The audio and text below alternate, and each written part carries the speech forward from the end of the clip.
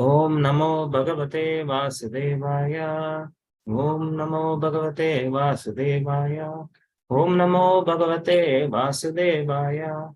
Narayanam Namaskrityam Naram Chaiva Narottamam Devim Saraswatim Vyasam Tato Jayam Udiraye. Nashtaprayeshu Abhadreshu Nityam Bhagavata Sevaya. Bhagavate Uttama Shloke Bhaktir Bhavati Naistiki. Krishnaya Vasudevaya Devaki Nandanaya Cha Nandagopa Kumaraya Govindaya Namo. Hare Krishna. Yes, Prabhuji. Thank you. Thank you Thank you, for Prabhuji. joining and taking out your valuable time. And Prabhuji will be giving Bhagavad from 4th Canto, 29th chapter, verses 59 and 60.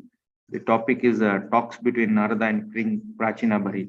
Hare Krishna, Prabhuji. Please, Hare Krishna, sorry Prabhuji. for the delay. Firstly, I would like to seek blessings of all the Vaishnavas and thank the devotees for giving an opportunity for going through Srimad Bhagavatam and also trying to hear and contemplate. There is so much free time available, but when services are given, it gives an opportunity for us to rightly use our free time in sadhana.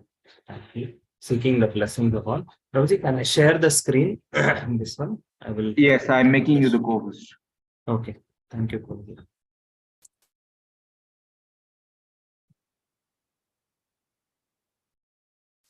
We'll recite 59th shloka, then we will take up the 60th one. So, very interesting section. This is Iti Veda Vidam Vadaha Shruyate Tatra Tatraha Karma Yat Kriyate Proktam Paroksham Na Prakashate. Iti Veda Vidam Vada Shruyate Tatra Tatraha Karma Yat Kriyate Proktam Paroksham Na Prakashate. Iti Veda Vidam Vada Shruyate Tatra Tatraha Karma Yat Kriyate Proktam Paroksham Na Prakashate. Translate word to word meaning, translation and purport by His Divine Grace A.C. Bhaktivedanta Swami Srila Prabhupada. Srila Prabhupada ki Jai. Iti, thus, Veda Vidam, of persons who know the Vedic conclusions. Vadaha, the thesis. Shruyate, is heard. Tatra Tatra, here and there. Ha, certainly. Karma, the activity. Yat, what. Kriyate, is performed. Proktam, as it was said. Paroksham, unknown. Na prakashate, is not directly manifested. Translation. The expert knowers of the Vedic conclusions say that one enjoys or suffers the results of his past activities. But practically, it is seen that the body that performed the work in the last birth is already lost. So how is it possible to enjoy or suffer the reactions of that work in a different body? Purport. Atheists want evidence for the resultant actions of past activities. Therefore, they ask, where is the proof that I'm suffering and enjoying the resultant actions of my past karma? They have no idea how the subtle body carries the results of the present body's actions down to the next gross body. The present body may be finished grossly, but the subtle body is not finished. It carries the soul to the next body. Actually, the gross body is dependent on the subtle body. Therefore, the next gross body must suffer and enjoy according to the subtle body. The soul is carried by the subtle body continuously until liberated from the gross material bondage. Om Ajnan Timirandasya Dhyananjana Shalakaya Chakshurunmilitam Yena Tasmai Shri Guruve Namaha. Shri Chaitanya Manobhishtam Sthapitam Yena Bhutale Swayam Rupa Kadamakyam Tadati Swapadantikam Vandeham Shri Guru Shri Yuta Shri Gurun Vaishnavamsya Shri Rupam Sagrajatam Sahagana Raghunathanvitam Tam Sajivam Sadvaitam Shavadutam Harijana Sahitam Krishna Chaitanya Devam Shri Radha Krishna Padan Sahagana Lalita Shri Vishakanvitamsya Om Vishnupadaya Krishna Prishtaya Bhutale Srimate Bhaktivedanta Swami Niti Namine Namaste Saraswate Devi Gauravani Pracharine Nirvishesha Shunyavadi Asyatya Deshatarine Namo Mahavadanyaya Krishna Prema Pradayate Krishnaya Krishna Chaitanya Namine Gauravacheshe Namo He Krishna Karuna Sindhu Deenabandho Jagatpate Gopesha Gopika Kanta Radha Kanta Namostute Tapta Kanchana Gaurangi Shri Radhe Vrindavaneshwari Vrishabhanu Sute Devi Pranamami Hari Priya Vancha Kalpatarubhyasya Kripa Sindhu Vyevacha Patitanam Pavanebhyo Vaishnavebhyo Namo Jai Shri Krishna Chaitanya Prabhu Nityananda Shri Advaita Gadadara Srivasadi Gaura Bhakta Vrinda Hare Krishna Krishna Krishna Hare Hare Hare Rama Rama Rama Hare Hare Hare Krishna. I again seek the blessings of all the Vaishnavas. I was able to hear lectures of Radhika Vallabh Prabhu on this section, and also from 2 or 3 more devotees, from Rohini Priya Prabhu and a little bit from Bhakti Vikas Maharaj also. I will try to share whatever I've heard from them and as per my understanding. So this section, it is a very wonderful section. It's one of the longest stories, almost 3 chapters. Narada Muni is giving an allegorical story to Prachini Barhi, the story of King Puranjana. And very recently, the story got concluded in verse number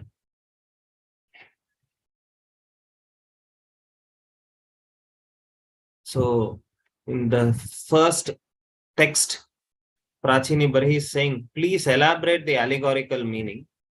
And then Narada Muni explains all that, who is Chandavega, who is Malayadvaja, everything is explained. And then towards the end, here, Narada Muni is saying actually he's condemning the path of Karma Kanda.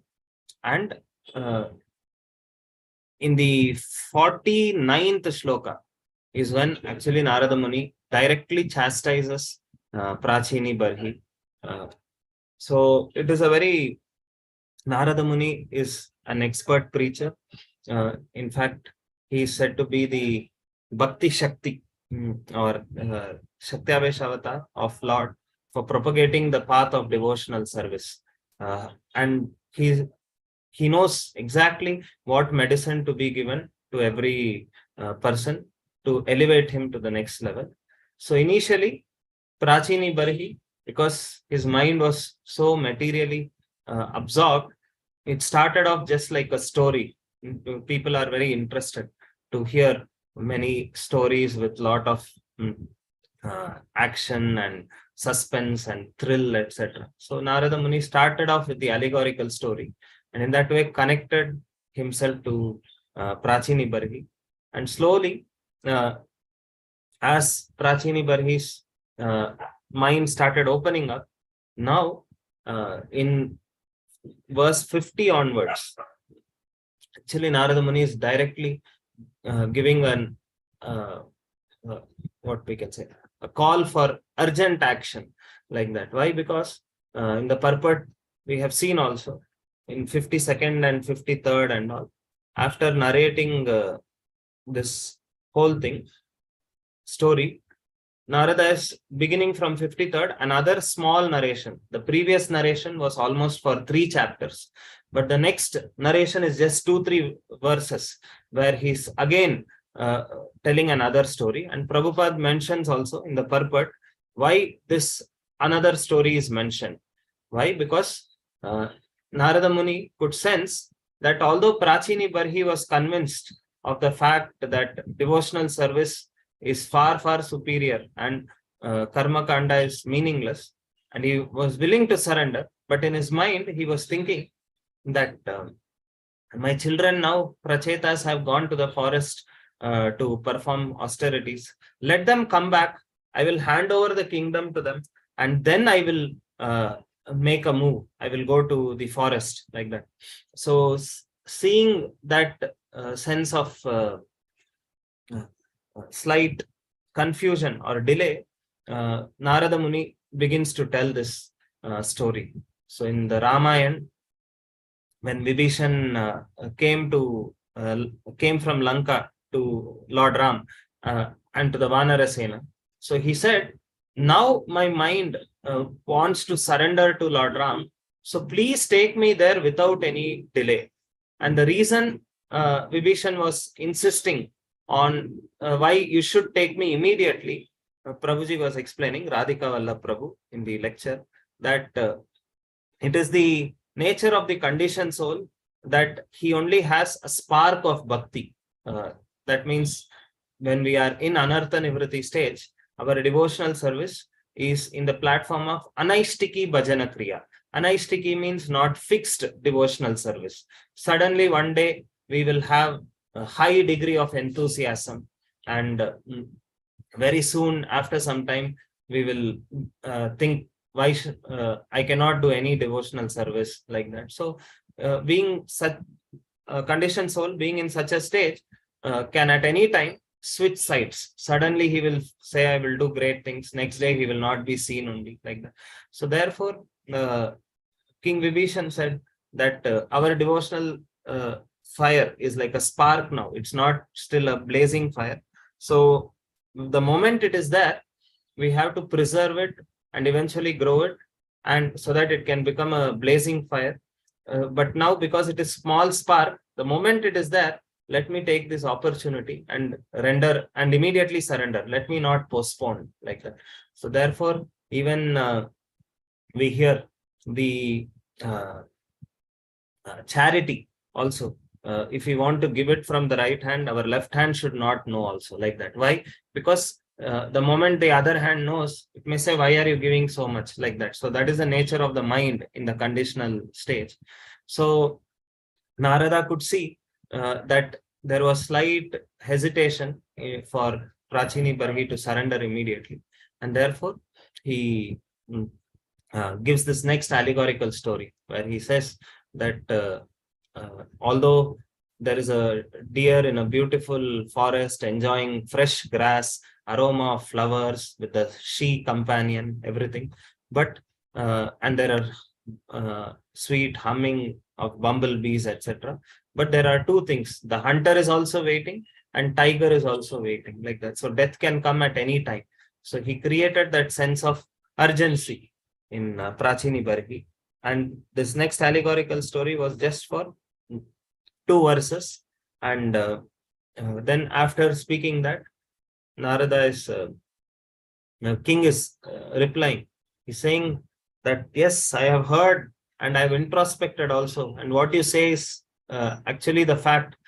But why did all the other previous acharyas teach fruitive activity instead of this confidential knowledge? Why wasn't this explained by them, like that? So here also Radhika Vallabh Prabhu was sharing a very nice point that if you look at the pastime of Shukracharya, when Bali Maharaj wanted to give charity, when he wanted to take the right step, because he was materially attached to the Dakshina, he prevented Bali Maharaj from actually doing the right thing.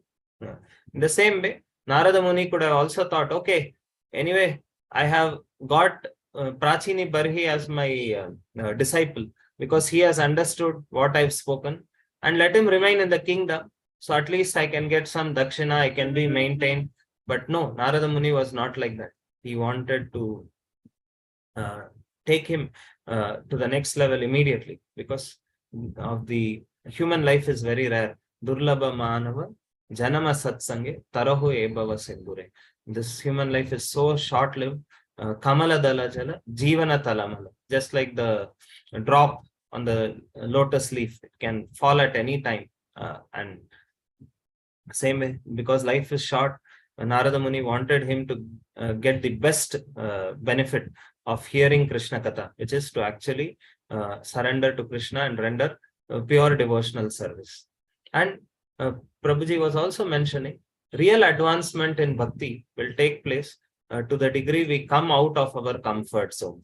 So, nice analysis Prabhuji was giving. Narada Muni, when he went to the forest, he did tapasya and he saw the darshan of Lord. And very soon the Lord disappeared. And then again he tried to sit and meditate, trying to get the darshan of Lord, but he was unsuccessful. And then only an Akashvani came. And in the Akashvani it was said, because you are incomplete in your devotional service and there are still some taints of material tinges, you cannot see me anymore, like that. So in that purport, Acharyas are writing that what was that taint, material taint Narada Muni had? Narada was certainly free from passion and ignorance, but he had a slight affinity for the mode of goodness, living in the forest and peacefully meditating, like that. So the mode of goodness, he got slightly attached to that mode of goodness kind of atmosphere.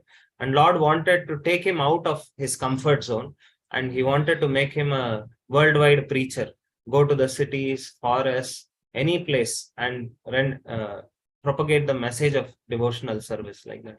So that was the comfort zone of Narada. And Lord personally took Narada out of his comfort zone, like that. So, and because Narada came out of his comfort zone, he had the rights to instruct another person also about coming out of comfort zone. Even we can also instruct, but for the message to really transform the heart of that person, the speaker himself should be practicing what he's saying. So that is why we often want to hear from the elevated devotees, because words of scriptures, somebody who has a stout intellect can assimilate and reproduce, but it may not cause tangible transformation in the hearts of others. Therefore, we run wherever great sannyasis or very elevated devotees, Prabhupada disciples are coming. We should run and hear, or very senior Vaishnavas, because they're not just speaking, they're also practicing, and that will cause transformation in our hearts also. Same way, Narada, because he himself came out of his comfort zone, for him, being in the forest was a comfort, and coming out of the forest is out of comfort zone. So for each of us, our comfort zones may be different, like that. So for Prachini Barhi, being in the palace was to be in the comfort zone. So Narada wanted to pull him out of the comfort zone and wanted him to go to the forest. So I also remember in the lecture given by His Holiness Bhakti Rasamrit Swami Maharaj, this was in Chowpati. I think this was the lecture Maharaj gave immediately after getting the sannyas initiation. Radhanath Maharaj was there, Bhakti Rasamrit Maharaj was there. So Bhakti Rasamrit Maharaj was speaking on this pastime of Nalakuver and Manigri. So there, Bhakti Rasamrit Maharaj was mentioning that how could Narada curse and understand that that curse is going to be for the ultimate benefit? Because when he himself was cursed in his previous life, when he was a Gandharva, because he sang songs praising the demigods rather than Vishnu, and he was cursed to be born as a son of a maidservant. So because he went through that curse and he took it in the right spirit and advanced in bhakti, therefore he has the adhikar to curse others also, like that. So Maharaj was mentioning something like that. So real transformation in the other person can happen only when the speaker himself is practicing what he says. needless to say, we have heard many stories. That story of Gautama Rishi, once the mother of a child had asked him to just educate the boy not to eat sweets. And Gautama Rishi said, after 1 month, you please bring him. And then after 1 month, mother brought the child and he said, please don't eat sweets. Then he was asked, why? Did this simple instruction you could have given on that day only? He said, because at that time I was addicted to eating sweets. So at least for a month, I wanted to practice something and then only preach like that. So even Jesus Christ says, or Francis Xavier, one of them, he says that always preach and when required, speak. That means preaching is more with our actions. And whenever required, we speak like that. So Srila Prabhupada's lectures also, you will see the lectures are only for 20-25 minutes, but it could inspire the hearts of so many people. Why? Because Prabhupada lived by his actions and he demonstrated through his actions what it means to be a pure devotee. And therefore, when required, the speech was there, but his actions were itself very inspiring that way. So we can also remember this, that Mahaprabhu has given us this order that every one of us must become a guru. And guru means not just reading Bhakti Shastri, speaking elaborate verses, and this one. Yes, that also may be helpful. But more than that, being a right example and inspiration for all our dependents. Each of us may have our own circles. So we can pray to Mahaprabhu to give us the strength that we are given so much.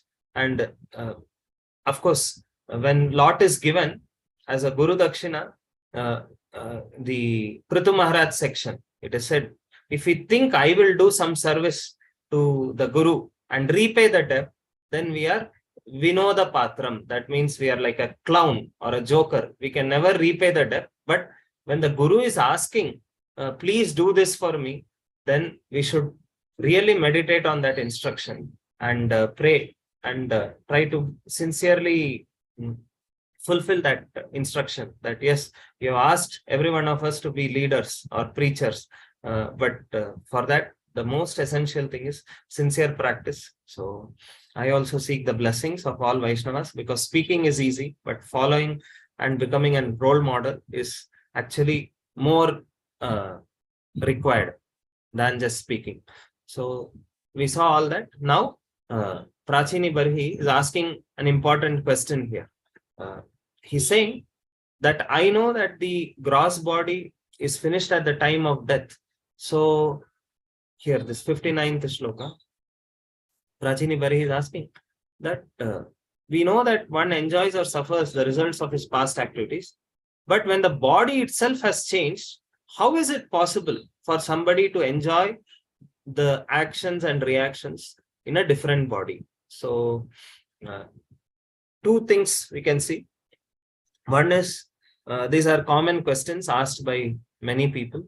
I don't remember what activities I have done, but why should I be punished when I don't remember the activities like that? So for that, we explain, in this world also, different activities bring about different types of reactions at different time durations. For example, when we eat stale food, we did a wrong action, and the reaction also we get immediately. Next day, we will have a stomach upset. So some actions in this world, even with common sense, we can understand that brings out reactions immediately. But if somebody is smoking a cigarette, the reaction may not come immediately. 10, 15 years, he may go on smoking, and finally he'll be diagnosed with some lung disease, and eventually his lifespan may be reduced like that. And somebody who has murdered or done some activities, sometimes the court case may go on for 50, 60 years, and he may somehow, because of his money power, his position and other types of power, he may evade the law. So that in the whole life, he may not get a reaction also. But then in the next life, he gets also. So in this world also, we see that certain actions bring reactions immediately, certain actions bring reactions at a later stage. So there is no harm to accept that a certain action done in the previous life can bring out, we can get the reaction in the next life, like that. So even in a day-to-day, we see that way. If you work hard in a company project, every day you are working hard. Only when the project is released and then it becomes successful, then we get the promotion. So I'm doing work continuously for a prolonged period of time, and then eventually the result is coming that way. So that is one way to understand. And here one other question Prachini Bari is asking is, see, I had a desire to do something with a particular body, but now my body only has changed. So is it right to make me enjoy that activity in a different body? I wanted to enjoy it in a particular body, but now the body has changed. How can you make me enjoy in a different body? For that, we can refer to the section of Prahalad Maharaj, where Prahalad Maharaj is saying that Puna Punas Charvita Charvananam. Although we are taking different bodies, please do not think that in this life, human life, we are having some other form of enjoyment compared to some other species. No, it is again chewing the chewed. Radhesham Prabhu usually gives this example that just like the attraction that a female has for a male or a male has for a female, it is the same attraction that the she cockroach has for a he cockroach. When a he cockroach with his long mustache, he tries to impress the she cockroach. And when he's looking at the she cockroach, there may be some beautiful person standing in between the he cockroach and the she cockroach. For the he cockroach, the beautiful person may be a distraction. Although a human being may be attracted to that person, but the he cockroach thinks this is a disturbance. I see more beauty in the she cockroach, like that. So it is programmed. I'm not able to recollect that Sanskrit shloka, Prahalad Maharaj. It is it's saying Deho Dehasya, something like that. It comes on.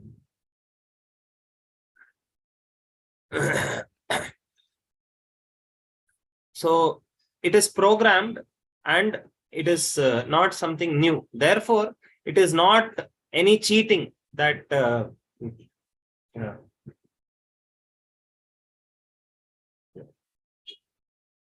instructs his demoniac schoolmates. Yes, here.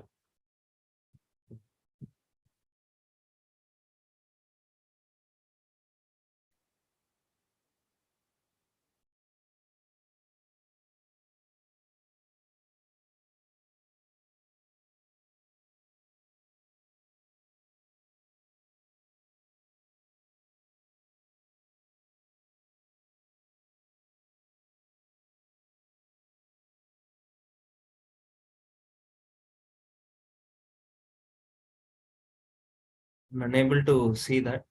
So as soon as we, it is for every living entity, the standard of enjoyment is the same. It is not a different standard that he has. And one more example we can remember is the pastime of Indra being cursed to become a pig. So when Indra became a pig, he was enjoying the exact same familial affection that any human society may be enjoy with our children, with our wife, etc. So Brahma wanted to bring him out of that precarious condition. He said, no, I'm perfectly okay. I'm happy enjoying. So in that way, we can see it is certainly not a cheating that although I desired some enjoyment in a different body, I am given an enjoyment in a new body. Is it correct? Or I did something wrong in that body. I'm getting a punishment in this body. So enjoying suffering in a different body, the standard is one and the same, like that. So this is one more thing that we can discuss in this shloka. And the purport Prabhupada is asking, they want evidence, Atis, for the resultant actions of our past activities. Yes, currently there are so many evidences. how we can say that we are having a connection to our previous life. How we see many incidents where people are able to remember their past lives. We see out of body experience, near death experience, and even two genetically identical twins.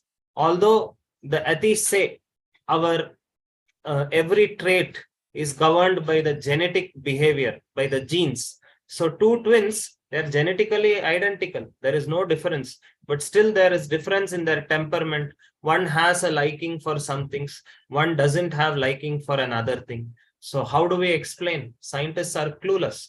So whenever, even through science, when they ask for evidence, devotees give it, they brush it aside because they want to remain stubborn on the path of material sense enjoyment. So Prabhupada would give the story of the ostrich and the tiger. So the ostrich, as soon as it sees the tiger, it starts running. And when it realizes that I can't catch up with the tiger, tiger is very fast. So it makes a hole in the ground and buries its head under the ground, and then thinks falsely, very peaceful, thinking that anyway, I am not able to see the tiger, so I am safe, like that. But even though the ostrich is not able to see the tiger can surely see the ostrich and eat the ostrich. In the same way, atheistic people, even though when we present, like tiger, certain proofs that yes, there is a subtle body, we are responsible for our actions, therefore we have to lead a responsible life, otherwise we will suffer for the consequences. But they dig a hole and put themselves under that hole and say that I'm not able to see anything. No, there is no proofs at all. It's all bogus, like that. So at least we are fortunate that somehow we were able to take up to this message, and now we should try to use our subtle body in a manner that will be promoted directly to the spiritual world. As Srila Prabhupada was asked at the end, when he was about to leave, do you have any unfulfilled desires? And Prabhupada said, Kuch ichha nahi. Why? Because as long as we have desire, even one single desire in our subtle body, to fulfill that desire, we need to take another birth, like that. So that famous example of what happens at the time of death, we can remember this Onida TV advertisement long ago. I think I had shared in one of the previous classes. We were watching that Onida TV advertisement. So there, the TV was so attractive, and the person was glued sitting to the TV. And because he was so attached to the TV, suddenly they took the TV up. So this person also got up. Then they started moving the TV. So he also started moving along with the TV.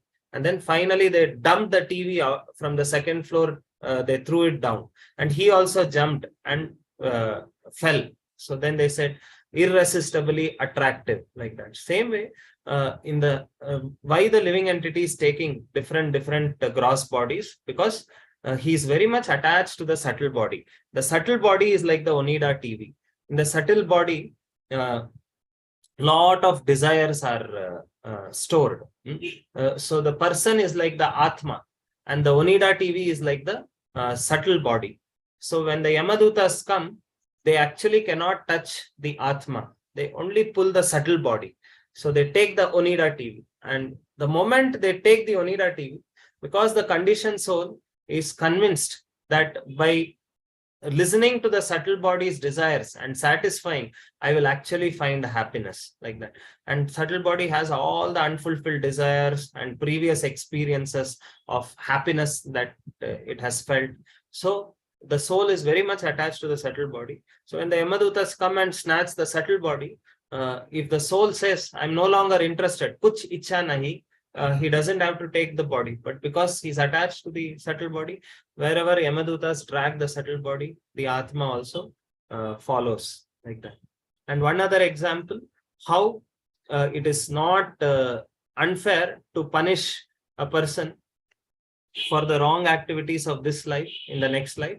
Prabhupada would give this example also, that imagine we do a sinful activity but suddenly we change a shirt, and then police comes and says they catch us and they're trying to put us behind bars. But now if we cannot say, no, that person who killed was wearing a different color shirt, you can see on the CC camera also, but I'm wearing a different shirt. Simply by changing the shirt, one cannot say I didn't do these activities. So therefore it is justified that one when one suffers in the next life, it is not any unjust or some cheating that the Lord is performing. So now the next sloka, Narada Uvacha Yenaivarvate Karma Tenaivam Mutra Tatpuman Bhuntehe Avyavadanena Lingena Manasa Swayam. The great sage Narada continued, the living entity acts in a gross body in his life. This body is forced to act by the subtle body composed of mind, intelligence, and ego. After the gross body is lost, the subtle body is still there to enjoy or suffer. Thus, there is no change. So at death, Narada is saying, only the gross body is given up, but our subtle body is still there to enjoy or suffer.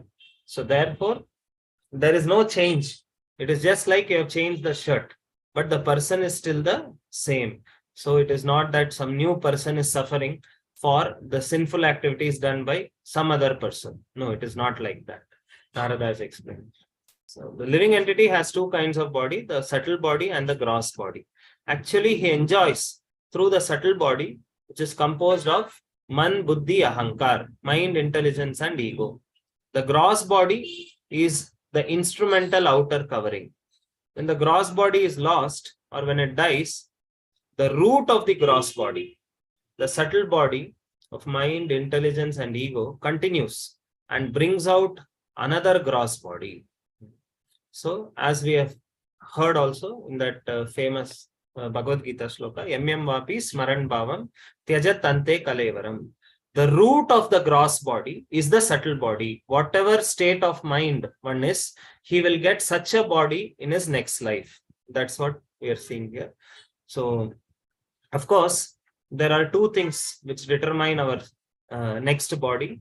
One is our state of mind, that means our desires, and what we desire and what we deserve, that means what our karma is.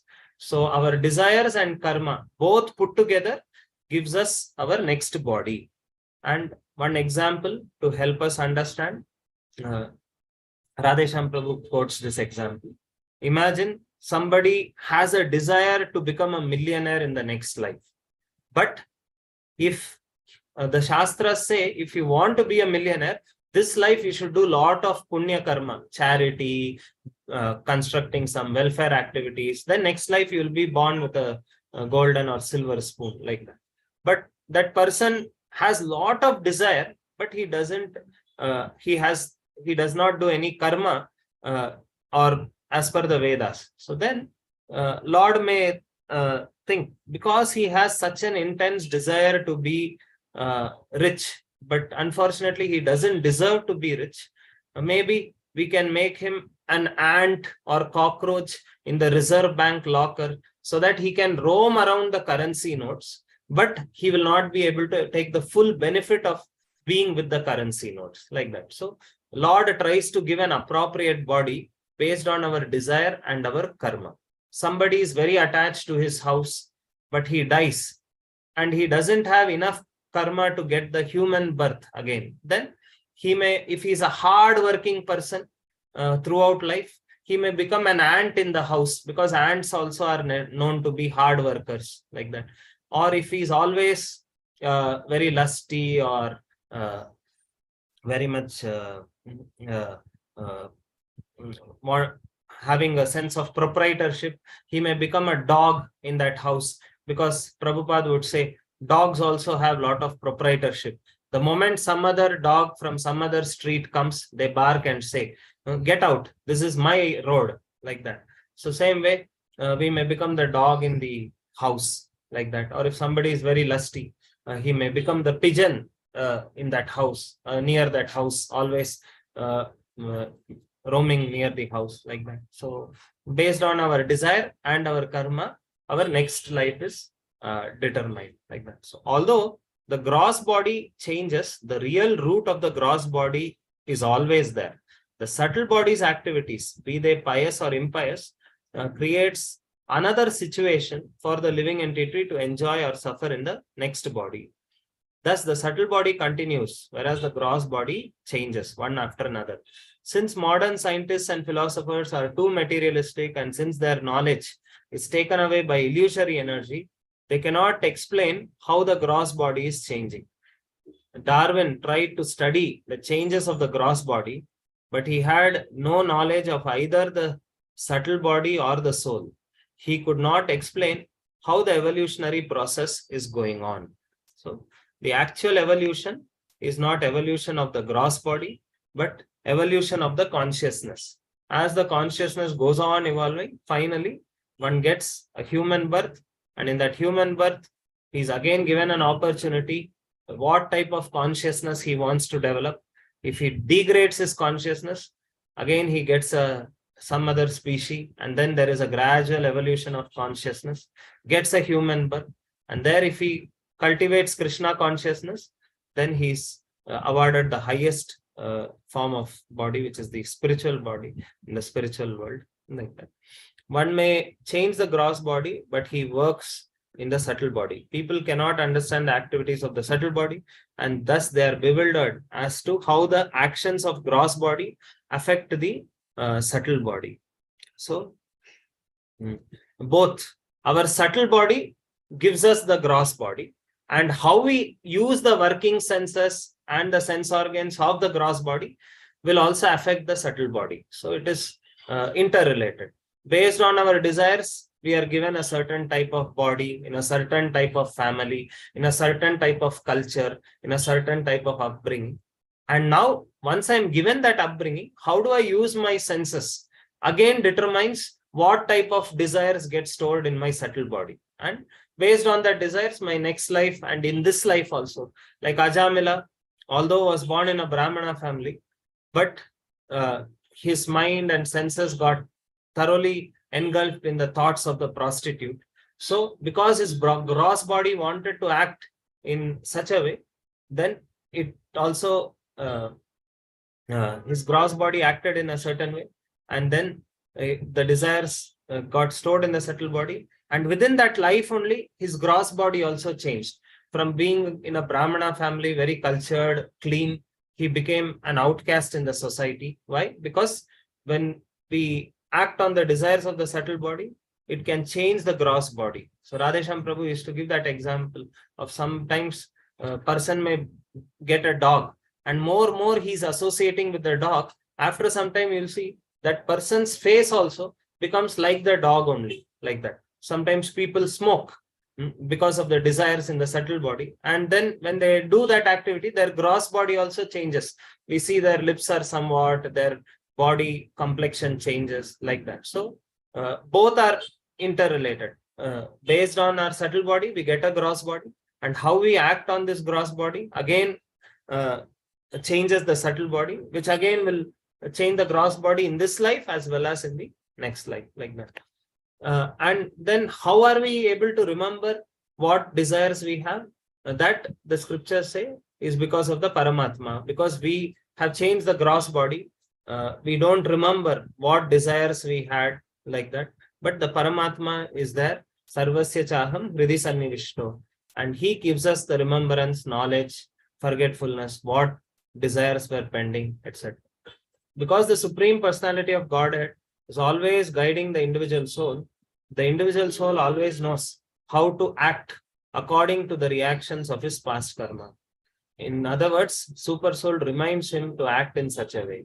Therefore, although there is apparently a change in the gross body, there is a continuation between the lives of an individual soul. One last point I wanted to share, which Prabhuji was sharing. Once in Juhu, Prabhupada was there, and Prabhupada saw a lot of rats. And then as soon as Prabhupada saw a lot of rats, Prabhupada concluded that devotees are not chanting 16 rounds. So what is the connection many devotees were feeling? Prabhupada said, rats live in unclean places. And generally, if a devotee is following all devotional principles properly, that means his subtle body is very, very clean. And moment subtle body is clean, naturally his gross body also he'll want to keep it clean. And the environment around he'll want to keep it clean. The fact that devotees are able to tolerate unclean place means their subtle body has not got purified. That means they are not immersing themselves in bhakti like that. So this point was shared by Radhika Vallaprabhu. I thought it is also a good checkpoint for us. To the degree we can adjust and tolerate in unclean places, etc. That means we can also see that our subtle body is still not very clean. If we can, sometimes we sit on the bed and chant. That means we are not able to see that as impurity. Without bath, we sit and chant. So that means we are not able to see that as this one. What can we say? I'm telling for myself, because some days, most of the days, I think if I take bath, then I'll get into this one. So early morning, sometimes just wash the face and chant. So that means, okay, with impurity, you can still go on like that. So that means the subtle body needs still more purification. Like Radhesham Prabhu was once sharing. Previously, the Brahmachari ashram, they used to just put the mat, remove it, and then keep it aside. And maybe usually in base and Brahmachari ashram, we do maha cleaning once in a week or something like that. And the mopping, of course, we do at different times. But actually, it is filled with tamoguna. So moment one removes the bed, immediately that place has to be clean. Because sometimes in that same temple hall, we may sleep, we may remove it. Temple hall we clean, but other rooms we don't clean. If we are sleeping in other rooms, generally in base or Brahmachari ashram, temple hall we clean. But in other rooms we don't clean. But we sit in that other room only and open Srimad Bhagavatam and study, or we do our college studies, whatever. So then one should be able to see that as impurity. Then Prabhuji started cleaning as soon as he would get up. Same way, sometimes after eating prasadam, that remnants will be there, and we'll not want to clean that. So these all are symptoms where I can introspect in myself that yes, still so much the subtle body is not clean. Why? Because we have not taken up to devotional service properly.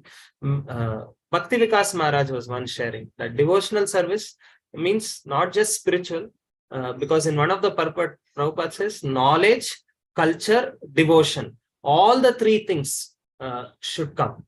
Not that we accept only the devotion part, but the culture, we give it up. And what is that culture? Culture means this mode of goodness or clean environment. All that is part of culture also, like that. So all the three we need to accept: knowledge and devotion, but the culture also should be there. That also. This was something that I could introspect also. That's why very elevated people, they are very, very specific on how clean they are. Like one other pastime I remember that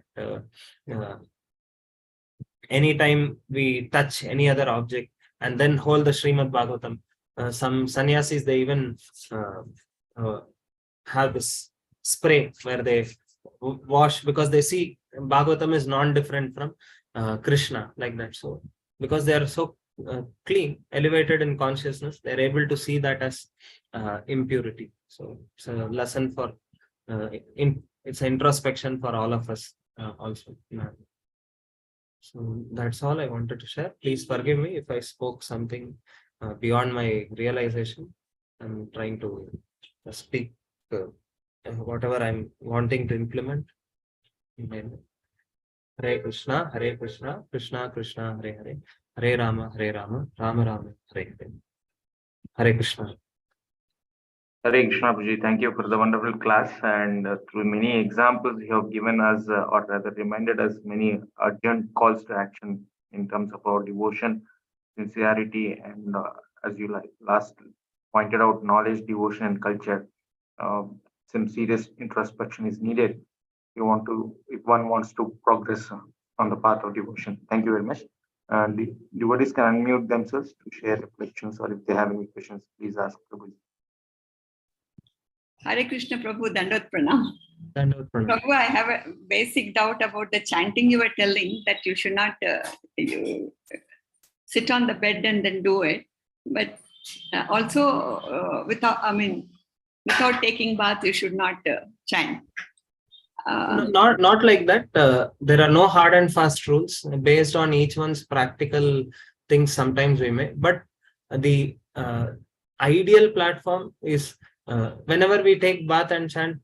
I also fail many days that way, but the fact that we are able to tolerate, yes, this is also okay, that is also okay. That means there is some room for improvement, is what we can see within ourselves, like that. When we take bath with a fresh mind, we can chant better. It is more this one, like that. Practically, of course, there are challenges, but slowly we try to go to the next stage because where there is a will, Krishna will show us the way also, like that. So that is what I was trying to tell. Please go ahead, Mataji, with your question. And they also said there are two different views are there. They say you finish chanting and do Mangalarti. Some people say you do Mangalarti and then do chanting.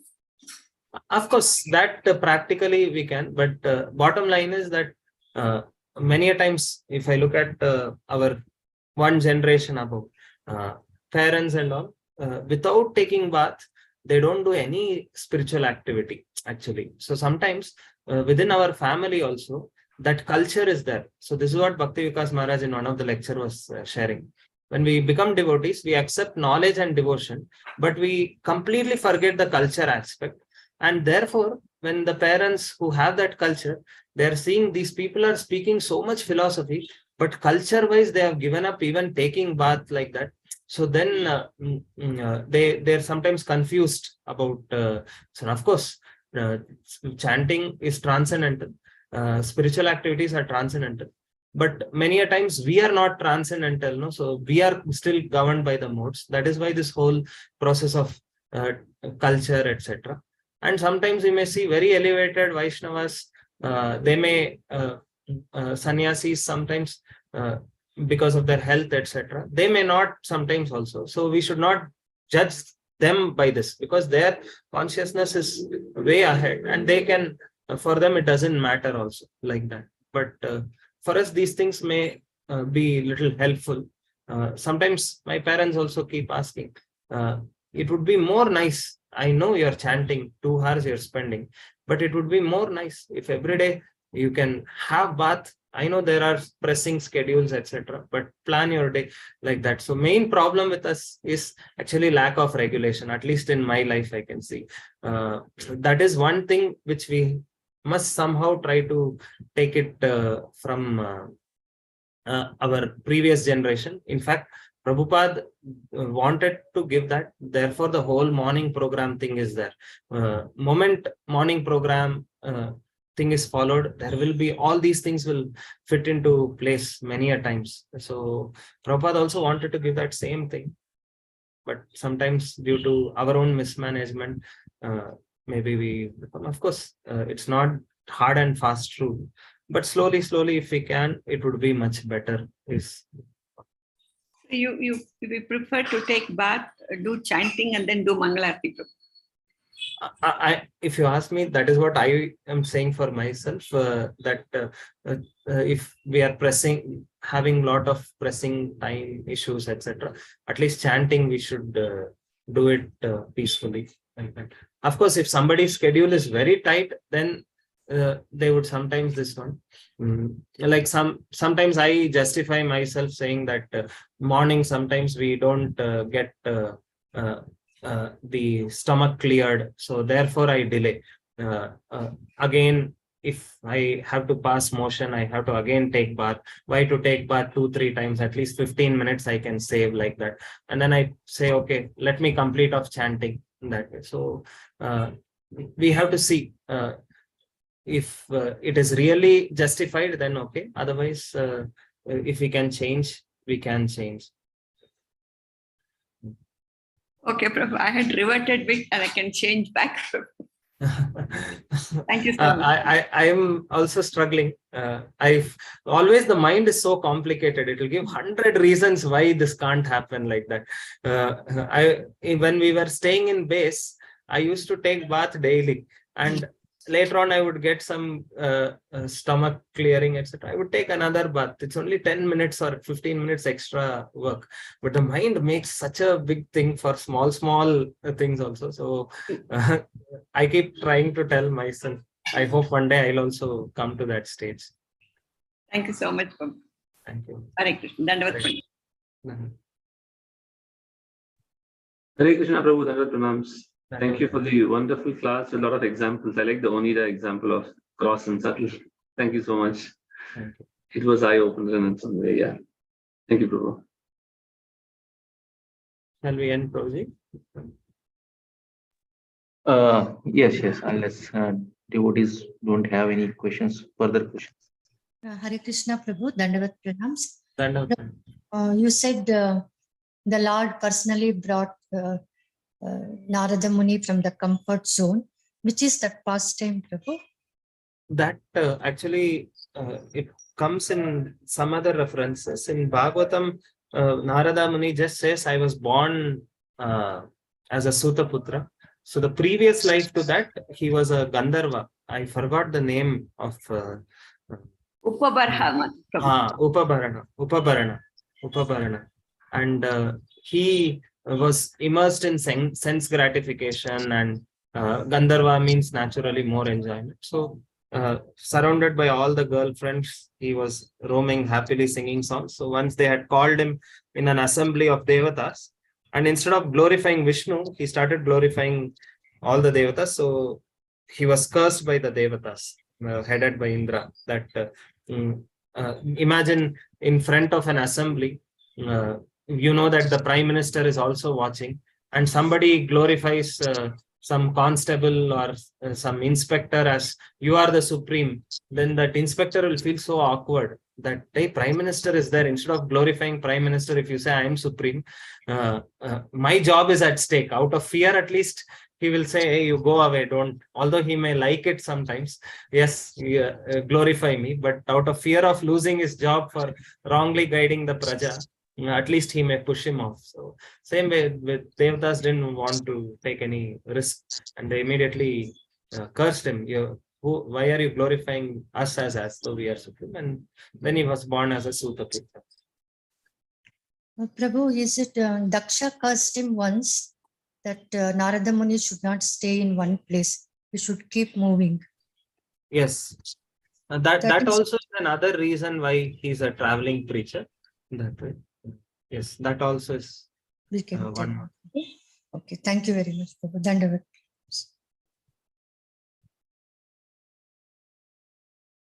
Okay.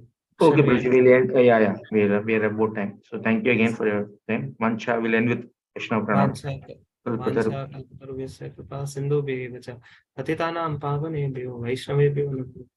अनंत कोटि वैष्णव वृंद की जय। श्रील प्रभुपाद की जय। श्रीमद् भागवतम की जय। हरे कृष्ण।